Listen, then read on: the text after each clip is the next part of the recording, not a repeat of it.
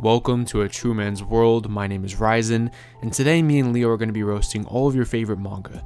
Just like with the first video, everything that we say in this video is going to be a heavily exaggerated joke, and sometimes just blatantly false, so please just laugh along with everyone instead of being mad for no reason.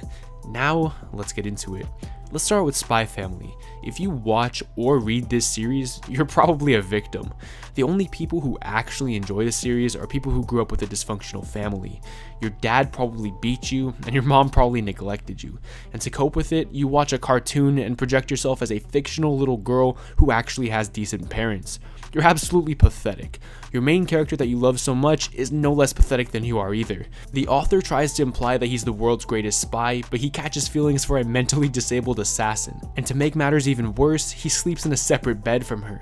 Imagine not even consummating your own marriage. That's prime Spy Family enjoyer activity right there. Also, I really didn't want to bring this up, but I'ma just say it. The fact that Anya Rule 34 exists on this planet makes me genuinely want to physically assault each and every single member of the Spy Family community. And for any one of you out there watching this video who has ever partaken in any of that, you should all be put on a list. Written by Hitler. Bleach, aka the anime that doesn't deserve half its recognition. In the description, I'm going to be leaving a petition to replace Bleach's slot in the big three for Doraemon because at least they actually have a unique protagonist. Bleach fans like to think that because the antagonist manipulates the characters that he's the greatest villain of all time. If you pencil neck bearded geeks got your heads out of Aizen's ass, you'd realize just how unimpressive that actually is. Aizen's whole shtick is so basic that even a little kid could learn it. Let me give you an example. You would have won if it wasn't for the fact that I did this. Oh, that's what you might have thought, except I did this. I took all of this into consideration, and have planned accordingly. Wow, this is some Death Note level writing. Golly. No, you bunch of idiots. This is just two kids making up rules at the monkey bars. Oh well, all of these characters' actions are still being manipulated by Aizen throughout the entire story. So what? These characters consist of the most basic one-dimensional cast I've ever seen, and with how predictable this cast is, Aizen would have been about on the level of Wile E. Coyote as a sinister villain if he couldn't figure them out. Every episode, at least the 55% of episodes I'm supposed to watch, is literally just the same garbage spewed out over and over. Ichigo's friends are in trouble. Ichigo goes to fight the bad guy. Ichigo gets his ass whooped. Oh, but Ichigo gets a power-up and beats the bad guy's ass. And be honest, for once in your lives, guys, you only like Bleach because the power-ups are cool to look at. Let's talk about the 7 Deadly Sins. For those unaware, the 7 Deadly Sins of this series are convoluted plot, boring characters, boring story, boring world, annoying community, annoying characters, pacing issues, and there's one more if you're Jewish. Horrendous animation. The 7 deadly frames per episode that this series gets look like they're drawn by Elizabeth Sims taping a pencil to their penis and drawing with their erections. There are only 4 decent characters in the entire series: Meliodas, Escanor, Merlin, and Bond.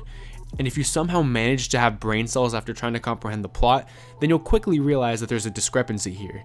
This series is called the 7 Deadly Sins, but there are only 4 decent characters.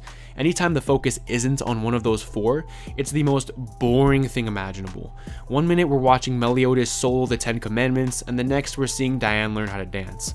The level of inconsistency and incohesion gives me a stroke every single time I try to pick this series back up again. Also, a lot of you don't know this, but I actually worked on the animation team for this series, so let me show you my contribution to the project.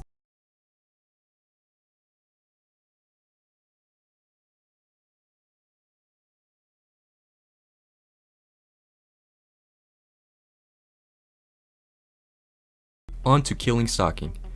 For all you ladies and closeted degenerates out there, it's alright to enjoy Stalking, just like it's alright to enjoy any informative murder porn. Nah, for real though, your name must be willy-nilly bunny foo-foo sissy pants to be able to enjoy a guy being tortured physically and psychologically and being broken to the point where he's as subservient as a dog with no free will. That's me. My name is willy-nilly bunny foo. Alright, let's be real for a second. You forgot the Promised Neverland even existed, didn't you? Yeah, me too, buddy.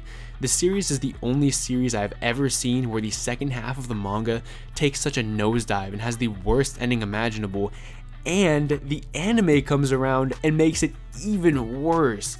How this series failed so horribly twice is beyond me. And this one hurts me too, for real. Like, I actually bought almost the entire series in physical volumes, and reading the Goldie Pond arc was honestly an amazing experience. But just know, it's all over now.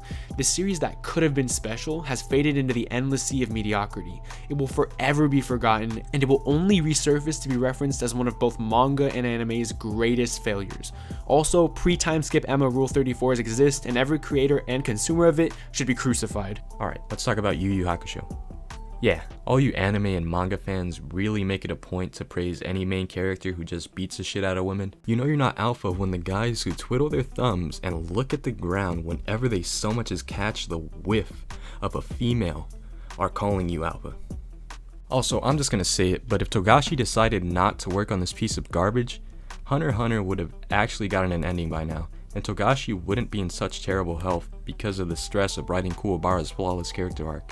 Also, it gave Raisin4K a YouTube name, which is just a wrong that can never be cured. As for Naruto, your series is the definition of mediocre.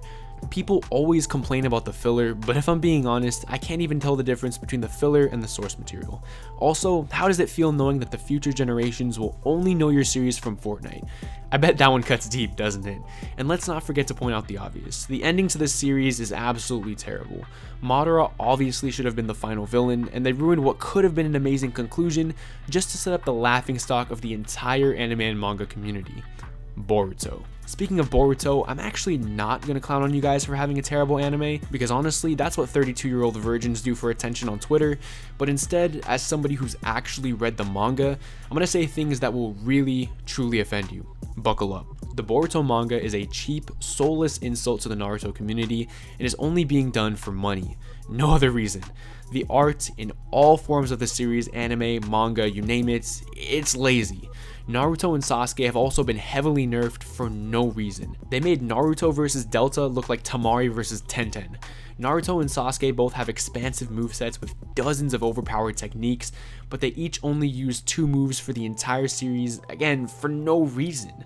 So many characters are underutilized. Asuma's child and Konohamaru should be much more important than they actually are, and honestly, Guy should have just died if he's just gonna be crippled, and they don't even use him anyways. Also, the antagonists are absolutely horrendous. Ishiki was cool, but Code and Ada literally feel like a random isekai antagonist from a seasonal anime called That Time I Ruined the Naruto franchise and reincarnated as a pile of horseshit. Honestly though, the Boruto manga tells a decent story, but the actual Boruto only cast for the most part is very underdeveloped.